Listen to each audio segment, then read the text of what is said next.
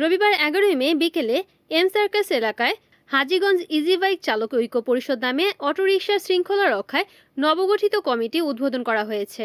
Hajiganj easy bike ঐক্য পরিষদের উদ্বোধনী অনুষ্ঠানে প্রধান অতিথি হিসেবে বক্তব্য রাখেন 11 নং ওয়ার্ড বিএনপির সাধারণ সম্পাদক আবুল হাসান রিপন।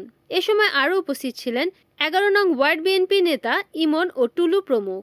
এছাড়াও ইজি বাইক ঐক্য পরিষদের নতুন কমিটির সোলেমান, মোহাম্মদ শান্ত, মোহাম্মদ লিটন মোল্লা, মোহাম্মদ রোকন, মোহাম্মদ লিটন, বাবুল সর্দার সহ ইজি বাইক চালকবৃন্দ সহ আরো অনেকে উপস্থিত ছিলেন।